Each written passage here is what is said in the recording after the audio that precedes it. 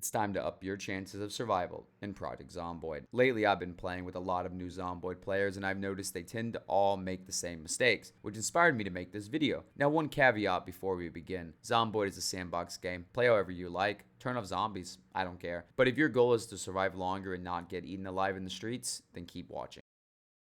Of course, you need food to survive, and it is an important resource, but I see so many new players instantly start stockpiling food like a Floridian expecting a hurricane. The first few days of your playthrough have the lowest zombie population and should be used to gather other more difficult to find supplies, such as sledgehammers, gasoline, basic crafting tools, your hammer, your saw, screwdriver, all of this, right? And lots of weapons, like way more than you think you will ever use. Food is incredibly easy to find, even under normal apocalypse settings. So focus on your survival first and securing a base and clearing it of Zeds, not hoarding enough food to feed the contestants of The Biggest Loser.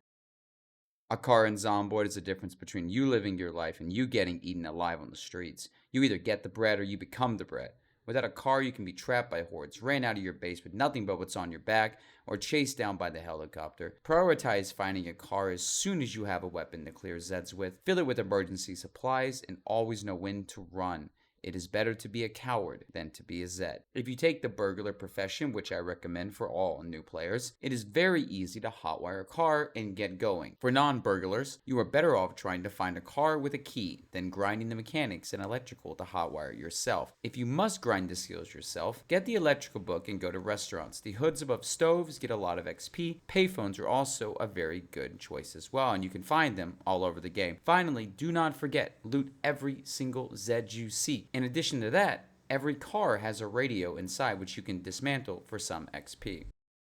Now this is one I see all the time. New Zomboid players hear an alarm, maybe freak out for a moment, and then go back to looting. Rarely do they understand the implications of a house alarm. A house alarm is significantly louder than a shotgun and can actually draw Zeds from across a town. If you were to set off a house alarm in the southern mold-like gated community, it can drag zombies from the main road to you. Think of it like this. If you shut off your shotgun a few times, would you immediately go back to looting?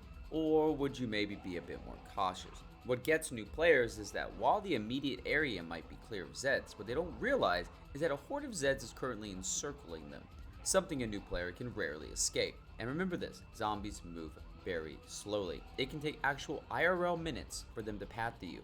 My advice to you is if you set off an alarm, run, pray to your gods, and keep running. This goes for car alarms too.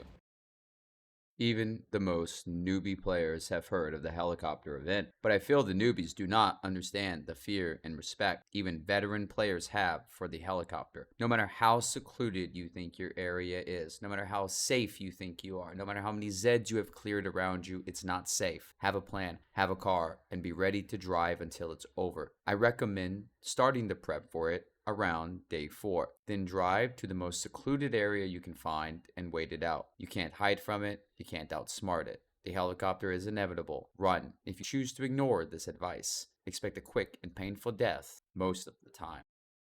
Of course, skills in Project Zomboid are useful. We can run generators to generate power. Fix up the cars you will inevitably crash. Build houses from nothing. Farm, trap, and fish, and never worry about food again. And do numerous other things. But there is one catch. You can only do these things if you haven't been torn apart by the living dead. Too many players waste hours of their time training and grinding just to die to 2 to 3 Zeds the moment they step outside. Learn your combat first. Make your area secure. There will be time for skill training in the endgame when you're significantly stronger and more able to fight hordes. Carpentry, cooking, and foraging will not keep you alive when you're fighting 20 to 30 Zeds on the street. The only exception I'd say to this rule would be the previously mentioned mechanical and electronic skills.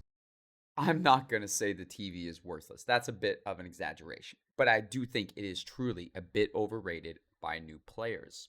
Imagine you just started playing the game. You spend your first few hours IRL just watching TV and storing food just to die before the helicopter even comes. Always remember, the TV isn't as time limited as you think. You can always just watch the VHS tapes whenever you want. Almost all cities besides Rosewood specifically have a dedicated VHS store. Under normal loot settings, you are almost guaranteed to find whatever you need. You can also find VHS tapes inside bookcases, shelves, and even in the TVs themselves. So don't waste too much time focusing on the TV XP.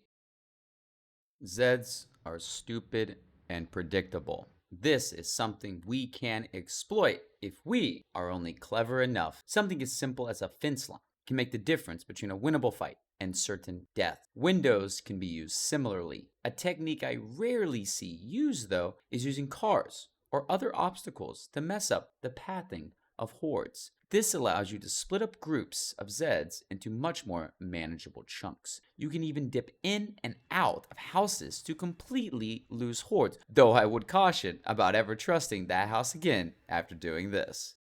The number one tip I would give every single new player is to stop right now. Stop undervaluing your strength and your fitness. So many guides have overweight or underweight as a recommendation, but these negative traits are very difficult to play around. Any new player that wants to survive more than a week should try to start off with as high of strength and fitness as possible. Strength makes pushing better, makes your weapons knock Zeds back further, and makes getting kills easier. Then, combined with high fitness, means you can fight bigger hordes for longer and still have the energy to run if needed. It also allows you to carry much more weapons and loot on you without being overloaded. A huge benefit for new players who tend to not find good bags as easily. So next time you play a Chad. Thanks for watching. Hopefully these tips help you actually stay alive for more than a week. If there are any other tips you think people might like to know, please leave them in the comments below. As always, if you enjoyed this video,